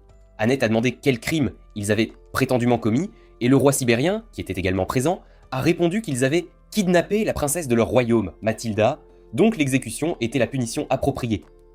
Laissez-moi faire une supposition folle ici. Tama est la princesse Mathilda, n'est-ce pas? La prêtresse a commencé à protester, mais elle a été interrompue par Tama, qui venait d'arriver et avait l'air complètement différente, puisqu'elle portait une robe royale. La femme chat était furieuse, et a réprimandé son père en disant qu'elle n'avait pas été kidnappée. Tama a ensuite expliqué qu'elle avait juste visité diverses nations pour améliorer ses compétences martiales. Bien sûr, Annette et Nur étaient tous deux stupéfaits, après avoir vu leur compagne et découvert sa véritable identité. Cependant, Sensei avait l'air dégonflé. Il semblait que l'exécution dont il rêvait serait reportée indéfiniment. La princesse a ensuite demandé à son père de libérer ses amis immédiatement, mais il a d'abord refusé, ce qui a énervé la femme chat. Juste après, le roi a dit que si sa fille faisait ce qu'il disait, il les libérerait. Tama a dû jurer qu'elle ne ferait plus jamais rien de tel et qu'elle agirait d'une manière digne d'une enfant de la royauté, comme sa mère Lapama. La femme chat a hésité un peu, mais après avoir vu ses amis, elle a décidé de se conformer. Elle a ensuite juré qu'elle agirait d'une manière digne d'une princesse à partir de ce moment-là. Juste après, elle s'est excusée auprès de ses amis et leur a dit que leur voyage ensemble était terminé, et avant qu'ils ne puissent dire quoi que ce soit, elle les a remerciés et a quitté la salle du trône. Ensuite, le ministre leur a dit qu'ils étaient libres de partir. Cette nuit-là, Nur était heureux, disant qu'il n'y avait rien de tel qu'un repas gratuit, et a demandé à une serveuse s'il pouvait avoir plus de viande. D'un autre côté, Annette, qui avait l'air abattue, a dit au gamin de ne pas se comporter grossièrement. La prêtresse a également rappelé à Sensei de ne pas être trop abattu juste parce qu'il n'avait pas été exécuté. Quant à notre protagoniste, il avalait plusieurs de ces pilules, essayant de compenser le fait de ne pas avoir été exécuté. Au fait, comment continue-t-il à obtenir de plus en plus de pilules? Ces pilules se dupliquent-elles? Nur a ensuite dit qu'il était surpris car il n'avait aucune idée que Tama était la princesse de cette nation. Et Annette a pensé qu'elle avait été incroyablement impolie avec elle d'innombrables fois. Donc cela ne la surprendrait pas si elle était exécutée. À ce moment-là, une serveuse est arrivée et leur a demandé s'ils connaissaient la princesse Mathilda parce qu'elle les avait entendus prononcer son nom. Elle s'est ensuite présentée comme Fawn et a dit qu'elle servait la princesse au palais en tant que dame de compagnie. Elle leur a aussi demandé s'ils étaient ses amis, ce à quoi Nur a répondu que jusqu'à la veille, ils voyageaient ensemble, mais que le roi l'avait ramenée au château. Au final, on ne pouvait rien y faire, puisqu'elle était la princesse. L'expression de la serveuse a changé, montrant de la déception après avoir entendu cela. Juste après, Sensei a dit à la serveuse qu'il aimerait passer une commande. Il a également ajouté qu'elle semblait savoir ce qui s'était passé entre eux deux, et lui a demandé si elle pouvait leur en parler. Puis, après un bref échange, la serveuse a accepté de leur raconter l'histoire. Pendant ce temps, Tama était au château, riant en se rappelant les réactions d'Annette et de Nur après avoir réalisé qu'elle était une princesse. Juste après, elle s'est souvenue que notre protagoniste était resté calme comme d'habitude, quelqu'un a s'est demandé ce qu'il faisait, ce qui a fait que le roi a appelé ses forces. Quand ils sont arrivés dans la salle du trône, ils ont trouvé un mystérieux individu assis irrespectueusement sur le trône, disant qu'il n'avait pas encore mangé de demi-femme et qu'il voulait savoir quel goût avait leur chair. Il s'est ensuite présenté comme Kaibata, l'un des héros qui avait tué le Seigneur des Ténèbres et sauvé le monde. Cependant, à ce moment-là, il était connu comme l'ange déchu de la gourmandise, et a ajouté qu'il était venu là pour consommer toute la nation. Juste après, divers soldats l'ont attaqué. Mais il les a mangés en utilisant une sorte d'énorme familier qu'il pouvait invoquer à volonté. Il s'est ensuite plaint en disant que leur chair était à peine comestible. Au final, il ne voulait manger que des femmes. Après avoir été témoin de la force du gars, le roi a décidé de le combattre et une bataille entre les deux a commencé. Le roi a réussi à résister aux attaques du héros, mais malheureusement, sa force n'était pas suffisante pour le blesser, car Kibara avait mangé plusieurs golems plein fouet, ce qui avait augmenté la robustesse de son corps. S'entrechoquer, Tama arriva, Sibérien a immédiatement l'attention du héros. Sa technique ultime, car le héros ne méritait au combat, mais le roi l'arrêta, lui disant qu'elle ne pourrait pas remplacer Léon. Pendant ce temps, la serveuse informa le trio que Tama avait un frère jumeau, Léon, le prince héritier. Ils étaient connus comme le vaillant prince Léon et la douce princesse Mathilda, et toute la nation avait placé ses espoirs en eux. Cependant, une nuit, lors d'un éboulement sur le chemin du retour au château, le prince Léon et la reine La Palma périrent. Puis, voyant son père très déprimé, elle dit à Fan qu'elle prendrait la place de Léon et apaiserait l'esprit de son père. Malheureusement, sa décision causa une profonde discorde entre elle et son père. De retour dans la salle du trône, Tama et son père se disputaient, et elle décida d'attaquer imprudemment le héros, qui invoqua rapidement son familier pour dévoreur. Il était trop tard quand elle réalisa son erreur. Mais alors qu'elle allait être dévoreur, son père sacrifia un de ses bras pour la sauver. Le héros se moqua du roi pour son geste, et Tama devint très en colère, au point d'essayer d'attaquer le héros à nouveau. Mais cette fois, Briar l'assomma et l'emmena. Quelque temps plus tard, le trio fit ses adieux à Fawn, et Nur demanda à Sensei ce qu'il écrivait, mais avant qu'il ne puisse répondre, le ministre atterrit devant eux. Juste après, le vieil homme commença à leur expliquer la situation, mais une énorme explosion l'interrompit. À ce moment-là, Kibara apparut devant tout le monde, tenant le roi en otage. Il se présenta alors comme le nouveau roi et dit aux gens qu'il voulait seulement goûter la chair de toutes les variétés de demi-humains qui vivaient là. Mais il précisa aussi qu'il ne voulait manger que des femmes et des enfants. Ce type pourrait être le méchant d'un film Disney, un classique bien sûr. Évidemment, les gens tentèrent de résister, mais après qu'il en eut mangé un, les autres commencèrent à fuir. Malheureusement, il les informa qu'il avait posté des monstres, anciens serviteurs du Seigneur des Ténèbres, partout en ville. Ensuite, il les invita à sa table et entra dans le château. À ce moment-là, Sensei dit qu'après avoir été confinée par son père, Tama était la princesse d'une nation déchue, la classique héroïne d'une tragédie. Cependant, il ajouta aussi que l'héroïne qu'il cherchait n'accepterait jamais la tragédie avec docilité, alors il l'encouragea à ouvrir les yeux et à lui montrer le reste de son histoire. Pendant ce temps, Tama faisait un rêve de sa mère où elle lui disait quelque chose d'important. Peu après, elle se réveilla enfin chez Faune, et juste après, elle retrouva cette dernière, le ministre et le trio. Ensuite, le vieil homme lui expliqua ce qui s'était passé, et sa réaction immédiate fut de combattre le héros. Mais le ministre, Faune et Annette l'arrêtèrent, car même le roi avait été vaincu, ce qui lui rappela qu'il avait perdu à cause d'elle. L'arrogance sans force et pure stupidité. Thomas insista pour y aller, et Annette dit soudain que l'histoire de Faune lui avait rappelé le terrible accident qui avait coûté la vie à 2 membres de la famille royale 10 ans auparavant. Elle avait entendu qu'il n'y avait pas eu un seul citoyen qui n'avait pas versé une larme en apprenant la nouvelle, preuve que la royauté était aimée du peuple dans cette nation. C'est pourquoi, s'il perdait Mathilda, à ce moment-là, le peuple perdrait tout espoir. Alors elle demanda à la princesse de les laisser gérer la situation. Thomas n'était pas sûr, mais la prêtresse la rassura en disant qu'ils avaient un secret pour vaincre les êtres d'un autre monde. Juste après, le trio partit affronter le héros, et une fois qu'ils furent partis, le ministre rappela à la princesse qu'elle avait de bons amis. 2 ogres bloquèrent seulement le passage du trio à l'entrée. Mais Sensei leur dit rapidement qu'ils étaient venus là pour être mangés, car le discours du héros les avait vraiment touchés. Bien sûr, cela laissa les ogres et ses compagnons stupéfaits. Finalement, ils décidèrent de les arrêter tout en transmettant la requête de notre protagoniste au héros, et Annette se mit à pleurer à chaudes larmes pour avoir été emprisonnée. Déjà vu. Cependant, Sensei n'avait pas l'intention de mourir à ce moment-là, et donna à Ner son crochet de serrurier. Déjà vu X2. Pendant ce temps, chez Faune, le ministre alla dans la chambre de Tama pour lui apporter de la soupe, seulement pour découvrir qu'elle s'était échappée par la fenêtre. Peu après, les 2 ogres informaient le héros de la requête de notre protagoniste quand Tama les assomma, au grand plaisir de Kibara, car son plat le plus désiré était arrivé. Un flashback commença, montrant Léon et son père s'entraînant pendant que Tama les espionnait. Le ministre, qui était aussi là, dit au roi que l'enfant avait un bon cœur, et le monarque répondit que c'était un problème. À ce moment-là, le roi découvrit Tama et la réprimanda pour son impudeur, car elle était suspendue la tête en bas à une branche d'arbre. Néanmoins, elle ignora son commentaire et lui demanda de l'entraîner aussi, car c'était injuste que seul son frère puisse le faire. Le monarque se mit très en colère contre elle et lui dit de connaître sa place de princesse. Il lui ordonna aussi de se changer, de mettre une robe et d'aller lire dans sa chambre.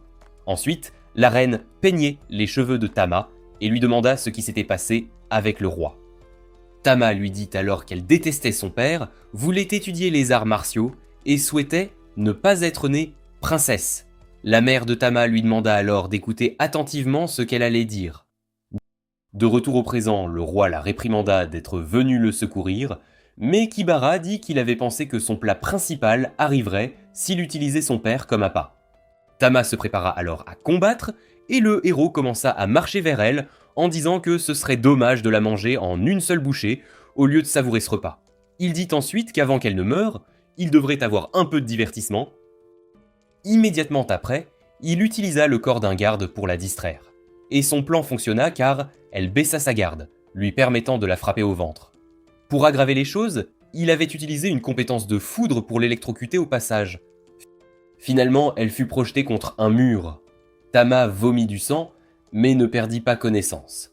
En fait, elle reconnut même la technique utilisée par le héros comme l'une des compétences de son père. Juste après, Kibara confirma son hypothèse en disant que sa capacité gloutonnerie non seulement lui conférait des capacités accrues selon la chair qu'il mangeait, mais il obtenait même la capacité d'utiliser les compétences possédées par la dite chair. Pendant ce temps, à l'intérieur du château, Sensei, Nur et Annette marchèrent dans un couloir, tandis que la prêtresse le félicitait d'avoir réussi à s'introduire de cette manière. Elle avoua même qu'elle avait cru qu'il avait réellement voulu être mangé. Ce qu'elle ignorait, c'est qu'il le voulait effectivement. Peu après, ils arrivèrent devant une porte et il dit que c'était l'endroit qu'il cherchait, ce qui surprit Nur et Annette, car elles pensaient qu'elles allaient combattre l'autre mondain. Une fois à l'intérieur, la prêtresse réalisa qu'ils étaient dans la chambre de la reine. Et juste après, elle fut surprise de voir Sensei ouvrir une armoire sans précaution. Il fouilla même dans une garde-robe, comme s'il cherchait quelque chose de précis. À ce moment-là, Nur n'en put plus et lui dit qu'il devait aller affronter le héros immédiatement. Mais Sensei répondit seulement qu'il avait besoin de son aide pour ouvrir des tiroirs, ce qui plut au garçon. Quelque temps plus tard, notre protagoniste trouva un livre et sourit largement, car c'était précisément ce qu'il cherchait. De retour au combat, Tama tenait à peine debout. Bien que cela surprit Kibara, qui ne s'attendait pas à ce qu'elle résiste aussi longtemps. Malheureusement, il continua de la frapper durement, tout en se moquant d'elle, disant que ses piètres arts martiaux étaient inutiles. Un autre flashback commença, montrant Léon s'entraînant à ses mouvements, pendant que Tama le harcelait, essayant d'attirer son attention. Elle lui demanda ensuite pourquoi il s'entraînait tout le temps, alors qu'il n'aimait pas se battre. Ce à quoi il répondit qu'il était conscient de ne pas être très bon au combat. Il ajouta aussi qu'il pensait qu'elle pourrait avoir plus de talent que lui pour cela. Et c'était la raison pour laquelle il devait travailler plus dur que tout le monde. Après tout, il voulait devenir fort comme son père afin d'être un prince capable de la protéger, elle, leur mère et toute la nation. De retour au présent, Tama fit un énorme effort pour se relever, agaçant à la fois son père et Kibara. Le roi lui demanda même si elle avait réalisé à quel point le héros était plus fort. Tama répondit alors qu'elle le savait, mais qu'elle était sûre que Léon n'aurait jamais abandonné. Ces mots rendirent le héros euphorique, et il dit, en riant de manière démoniaque, qu'il se sentait vraiment vivant quand il mangeait de la chair pleine d'esprit comme la sienne, et ajouta que tous ces jours infructueux passés dans sa vie antérieure avaient mené à ce jour. Un troisième flashback commença, montrant Kibara dans sa vie antérieure. C'était un enfant riche qui avait tout, mais il se sentait vide à l'intérieur et son plus grand désir était de se sentir vivant. En fait, il tenta de tuer l'une de ses servantes, mais fut arrêté à temps, ce qui le frustra encore plus. Puis une certaine nuit, il tua un mendiant dans la rue, et juste après, Truck-kun l'envoya dans un autre monde. De retour au présent, il leur dit qu'il était enfin libre de faire ce qu'il voulait, et qu'il avait cessé d'être du bétail. Juste après, il tenta de manger Tama, au désespoir de son père, mais Sensei apparut devant elle et bloqua l'attaque d'une manière ou d'une autre, en disant que l'histoire de Kibara était ennuyeuse. Le héros ne comprit pas ce qui se passait, mais il réalisa rapidement que son familier ne bougeait pas parce que ses instincts refusaient de manger notre protagoniste. À ce moment-là, Nur et Annette arrivèrent. La prêtresse révéla alors la capacité de Sensei et lui ordonna d'envoyer Kibara dans son monde précédent. Malheureusement, notre protagoniste refusa, ce qui le choqua. Sensei expliqua alors que l'histoire de Kibara ne valait pas la peine d'être écrite. Bien sûr, cela mit le héros en colère et Kibara libéra toute sa puissance, détruisant les murs et les projetant au loin dans le processus. L'autre mondain dit alors qu'il les tuerait tous avant de manger Tama. Quant à la princesse, après avoir vu Nur assommée et Annette si désespérée, elle commença à se sentir coupable. Car tout cela arrivait à cause de son entêtement à vouloir prendre la place de Léon. Elle commença à pleurer et Sensei la réconforta. Tama lui demanda alors ce qu'elle devait faire, et il lui donna un livre brillant en disant qu'il lui dédiait cette histoire. Après tout, il avait confirmé que son destin malheureux valait la peine d'être écrit. Tama ouvrit le livre et les pages commencèrent à s'envoler, ce qu'Annette reconnut comme le don de Sensei. Cependant, elle fut surprise que cela fonctionne aussi sur les non-autres mondains. Malheureusement, elle dut reporter son attention sur Kibara, car il s'approchait en l'attaquant. Pour une raison quelconque, le héros pensa que la prêtresse et l'enfant étaient les plus dangereux que Sensei, Tama et toutes ces pages flottantes. Quant à notre protagoniste, il dit à la femme chat qu'elle était si gentille qu'elle avait réprimé ses propres vrais sentiments. Après tout, elle avait été liée par la vision de son père d'une princesse idéale et en était troublée.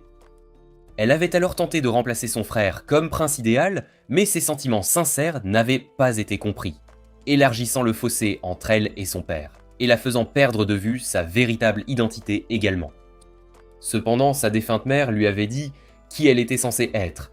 À ce moment-là, une certaine page flotta devant elle, que Sensei avait sûrement écrite d'après le livre qu'il avait trouvé auparavant. Juste après, Tama se rappela les mots de sa mère. La reine lui avait dit que la vie de Tama lui appartenait seule, alors elle devait vivre comme elle l'entendait. Sa mère ajouta même qu'elle convaincrait le roi s'il s'y opposait. Après tout, son père voulait aussi qu'elle soit heureuse. Sensei lui dit alors qu'elle ne voulait pas être le prince idéal ou la princesse idéale, elle voulait être juste Tama. Ces mots firent leur effet, et les chaînes internes de la princesse furent enfin brisées, la faisant libérer une aura puissante. Si puissante que Kibara remarqua enfin que quelque chose n'allait pas et commença à prêter attention à ce qu'elle faisait avec Sensei. Quant à notre protagoniste, il dit à la femme chat que c'était à elle d'écrire le reste de l'histoire. D'autre part, le roi était stupéfait car il réussit à reconnaître le blason de la bête divine dans l'aura de Tama. Il se rappela alors le jour où le blason était apparu sur Tama pour la première fois et réalisa que c'était sa faute si le blason était resté scellé depuis. Il avait enfermé ses dons naturels parce qu'il avait voulu la protéger du danger. Cependant, Kibara ne se sentit pas du tout intimidé par le nouveau pouvoir de Tama. Il se moqua même d'elle en disant que s'ils étaient dans un manga ou un animé, après ce power-up, elle le vaincrait et profiterait d'une fin heureuse. Mais puisque c'était la réalité et qu'il était un prédateur, cela n'arriverait pas. Néanmoins, Sensei l'interrompit en allumant une cigarette et dit que bien qu'il soit fréquemment trompé par l'espoir, il l'était aussi par le désespoir. De plus, même lorsqu'ils étaient poussés dans les profondeurs du désespoir, ils trouveraient un seul fil d'espoir. Immédiatement après, Tama attaqua, et à cause de sa propre arrogance, Kibara fut pris par surprise, lui faisant recevoir de nombreux coups de poing et de pied violents. De plus, quand il réalisa qu'il était en difficulté et tenta de contre-attaquer, il était déjà trop tard. Tama utilisa la technique ultime du festin de la bête divine et le tua. Juste après, elle s'évanouit, mais son père arriva à temps pour la rattraper. Et Annette arriva peu après pour soigner ses blessures. Ensuite, Sensei donna le journal de la reine au roi qui lui demanda s'il l'avait lu sans sa permission. Cependant, après que notre protagoniste eut admis l'avoir fait, le monarque le remercia d'avoir sauvé et guidé sa fille. À ce moment-là, le ministre arriva et réalisa rapidement ce qui s'était passé. En fait, il remarqua même que sa technique ultime était incomplète. Juste après, un énorme monstre, ressemblant à un insecte, surgit. Il semblait que Kibara avait été en quelque sorte ressuscité et transformé en cela. En fait, il eut des aperçus de l'ancien roi démon et comprit pourquoi cela s'était produit. Apparemment, il avait mangé la chair de l'ancien seigneur démon, et grâce à cela, il avait reçu un pouvoir si immense qu'il sentait qu'il était enfin devenu le prédateur suprême de ce monde. Malheureusement pour lui, avant qu'il ne puisse faire le moindre mouvement, Waldelia, la fille de l'ancien seigneur des ténèbres, apparut soudainement derrière lui et le décapita. Néanmoins, Tibara était toujours vivant même dans cet état, et il commença à se moquer de Waldelia en disant que son père avait été un délicieux repas. Bien sûr, cela la mit en rage, et elle anéantit le héros avec une attaque énergétique. Évidemment, Annette et les autres se mirent sur leur garde après l'avoir vue, mais Sensei apparut à ses côtés et la salua négligemment. Ce qui surprit même Waldelia, car elle ne pouvait pas croire qu'il était encore en vie. Sensei lui demanda alors si elle se sentait mieux après avoir tué l'un des meurtriers de son père, mais elle ne répondit pas à la question et dit seulement qu'elle le tuerait la prochaine fois. Juste après, elle s'envola en montant son dragon. Après avoir vu cela, Ner commença à respecter Sensei encore plus, car notre protagoniste avait fait fuir cette femme terrifiante. Cependant, aux yeux de Sensei, la tristesse de Waldelia demeurait toujours même après avoir tué l'un des meurtriers de son père. En fait, il dit même qu'un jour, il aimerait écrire son histoire. Le lendemain, Sensei, Annette et Ner décidèrent de partir et ils informèrent Fan que Tama avait choisi de rester au château pour soutenir le roi. Pendant ce temps, au château, le roi demanda à Tama ce qu'elle faisait dans sa chambre, car cet endroit était pour une princesse distinguée, pas pour les garçons manqués, alors il lui conseilla d'aller avec ses amis. Après tout, il n'était pas si vieux qu'il aurait besoin de la protection d'une novice manquant d'entraînement. Néanmoins, il lui demanda de revenir là une fois son voyage terminé. Immédiatement après, elle changea de vêtements et partit par une fenêtre en disant qu'elle deviendrait une puissante artiste martiale à son retour. Quant à notre trio, Sensei réprimandait Ner pour n'avoir aucun talent pour traîner un cercueil, contrairement à Annette, ce qui plut à la prêtresse. Il interdit alors à l'enfant de tirer le cercueil. Après tout, il avait déjà détecté Tama, qui courait vers eux. Le quatuor arriva à un arbre géant, et Nur fut immédiatement émerveillé par son apparence. Même Sensei admit qu'il débordait de vitalité, bien qu'il semblât impassible, ce qui agaçait l'enfant. Quant à Tama, elle expliqua rapidement que l'arbre était le plus grand de tout Zauberberg, le célèbre arbre-monde de Groen. D'autre part, Annette dit que peu importe la fréquence de ses visites, l'endroit purifiait toujours l'esprit. À ce moment-là, l'enfant se moqua de la femme-chat, et pendant qu'elle se battait, la prêtresse expliqua à notre protagoniste, qui semblait calme en mangeant ses bonbons, que l'arbre-monde était réputé être un arbre entier veillant sur Zauberberg. Il accordait sa protection à tous ceux qui le visitaient. Thomas remarqua alors qu'Annette lui volait sa place de guide touristique et tenta de l'interrompre, mais la prêtresse l'ignora et continua en disant qu'au pied de l'arbre se trouvait la paisible ville de Tonrico, où les gens menaient une vie simple en harmonie avec la nature. Juste après, l'elfe blonde demanda à notre protagoniste s'il devait s'arrêter pour prier pour un voyage sûr. Cette dernière partie fut plus que ce que la femme-chat pouvait supporter, et elle alla immédiatement harceler Annette, pendant que Sensei demanda aux deux femmes de se dépêcher de traîner son cercueil. Plus tard dans la soirée, ils arrivèrent en ville et furent stupéfaits en remarquant que malgré sa devise d'être une ville aimant l'arbre-monde et la nature, l'endroit ressemblait littéralement à un casino.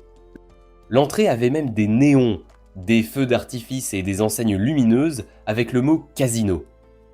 Une fois à l'intérieur, ils confirmèrent que tout l'endroit ressemblait à une salle de jeu, et il y avait même divers aventuriers en pleine dépression nerveuse après avoir perdu tout leur argent, ce que Nier trouva déroutant, car cela n'avait rien à voir avec la devise de la ville. Leur confusion augmenta à pas de géant quand ils virent un aventurier empoignarder un autre comme si de rien n'était. Cependant, Sensei ne sembla pas surpris et dit simplement que l'eau se conformait à la forme du récipient. Alors il pensa que ce qu'il voyait devait être la réalité que la ville avait choisie. Néanmoins, même notre protagoniste a des moments de panique, et l'un de ces moments arriva quand il réalisa qu'il n'avait plus de pilules sédatives qu'Ambiaca Cométine. En fait, il demanda immédiatement des arbres appropriés à proximité pour se pendre. Annette suggéra alors d'aller parler au maire, bien que notre protagoniste fût toujours choqué par son manque de pilules au point de commencer à manger des cailloux par terre. Quelque temps plus tard, ils étaient avec le maire, un vieil homme, et lui demandèrent ce qui était arrivé à la ville. Le maire expliqua alors que Tonrico était une ville tranquille qui vivait avec la bénédiction de l'arbre-monde. Cependant, plusieurs mois auparavant, des autres mondains, venus voir l'arbre-monde, commencèrent à y vivre. Ce sont eux qui avaient de construire cette salle de jeu, laquelle, à son tour, attira toutes sortes d'autres mondains barbares de partout. Au final, tous leur avaient volé leur mode de vie tranquille. Évidemment, Annette trouva cela profondément pécheur, et pour donner plus de poids à ses paroles, le maire leur montra une feuille de l'arbre-monde qui semblait presque flétrie. Depuis le jour où ils avaient construit la salle de jeu, l'arbre-monde s'était affaibli chaque jour, et il avait commencé à se flétrir, ce que le maire interpréta comme un signe que l'esprit de l'arbre-monde en était attristé. Finalement, il a demandé au quatuor de restaurer la ville à son état d'origine. C'est à ce moment-là que Sensei, affichant une expression abattue, a décidé d'intervenir dans la conversation et a demandé s'ils avaient un moyen de restaurer le pot de ces pilules à sa forme initiale.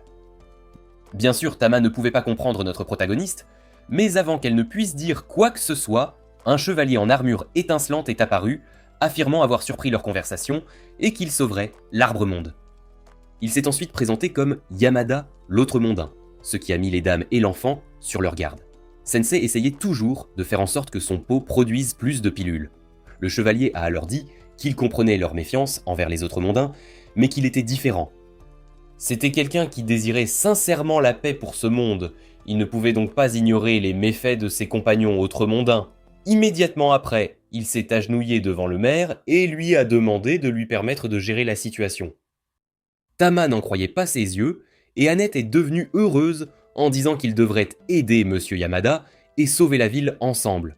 Malheureusement, Sensei était parti depuis longtemps.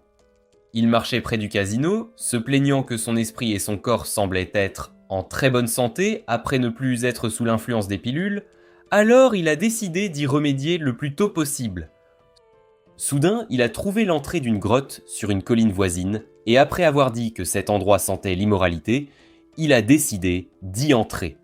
Une fois dans la grotte, il a rapidement confirmé ses soupçons car plusieurs personnes fumaient des substances magiques et en apprécièrent les effets. Sensei était heureux d'avoir trouvé cet endroit et a demandé aux gens de partager avec lui. Mais juste après, une belle femme a commencé à lui caresser le visage en disant qu'elle ne le reconnaissait pas et en lui proposant de l'emmener dans un endroit plus amusant que celui-là. Quelque temps plus tard, ils étaient tous les deux dans une taverne où elle était la responsable et il était le seul client. Cela n'a cependant pas dérangé Sensei qui a continué à boire sans s'arrêter. Même la femme lui a dit qu'il avait trop bu, mais il a expliqué qu'il essayait de boire jusqu'à en mourir. Vivre le rendait si triste qu'il ne pouvait plus le supporter. Bien sûr, la femme a pris ses paroles comme une blague et lui a demandé ce qu'il faisait dans cette grotte avant d'expliquer que c'était là que se rendaient les personnes dépendantes des feuilles antidouleurs de l'arbre-monde. Il a répondu qu'il avait perdu quelque chose d'important pour lui et la pensée que son esprit et son corps redeviennent sains le tenaient éveillé la nuit. Après avoir entendu cela, la femme lui a dit, d'une manière très sexy, qu'elle l'aiderait à dormir confortablement. Elle s'est alors révélée être une danseuse et a aussitôt commencé à se produire pour lui, ce que notre protagoniste a trouvé très agréable. Quant à Annette, elle était par terre, pleurant à chaudes larmes dans une petite maison parce qu'elle ne savait pas où était Sensei. Ner, Tama, le maire et Yamada étaient également là, et bien sûr, le chevalier ne comprenait pas le comportement de la prêtresse. Cependant, avant que Ner ne puisse lui expliquer la situation, la danseuse est arrivée avec un sensei endormi dans ses bras, ce qui a choqué Annette et même Tama a été surprise. Juste après, Annette a essayé de confronter la danseuse rousse, mais le maire a été plus rapide et lui a demandé ce qu'elle voulait tout en lui rappelant qu'il lui avait dit de ne pas y aller.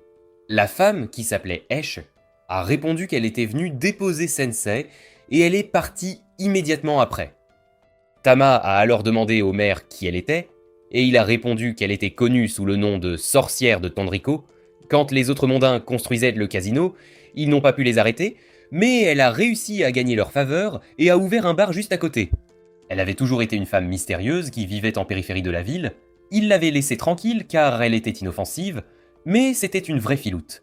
Elle a commencé à faire fortune en charmant les autres mondains, avec sa liqueur et sa danse, et les habitants de la ville ont commencé à la traiter de traîtresse. Après avoir entendu cela, le chevalier a dit qu'elle devrait aussi payer pour s'être rangée du côté des méchants, et le maire lui a demandé de sauver la ville.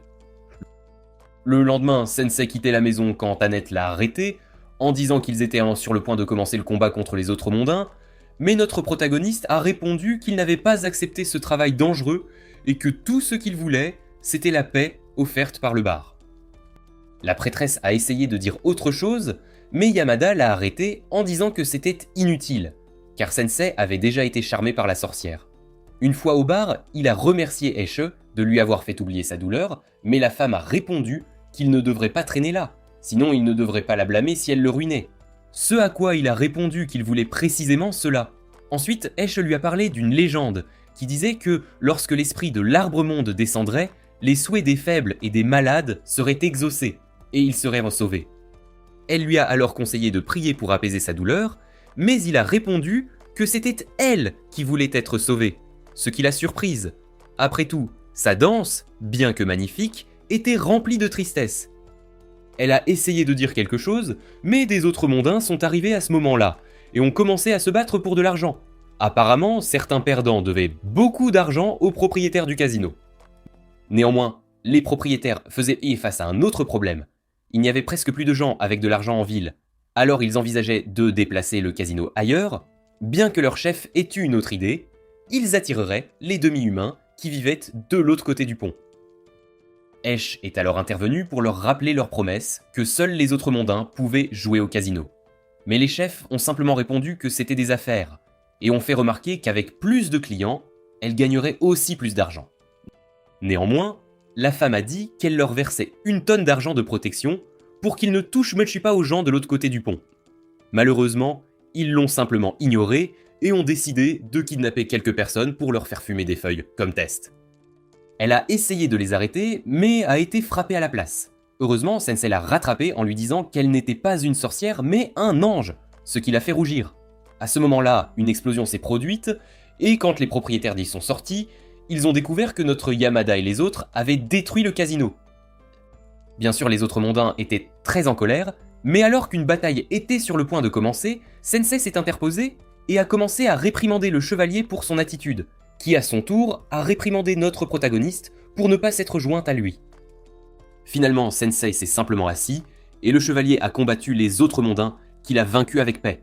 Yamada a ensuite demandé à Esh si elle le combattrait aussi, mais elle l'a simplement remercié d'avoir sauvé la ville.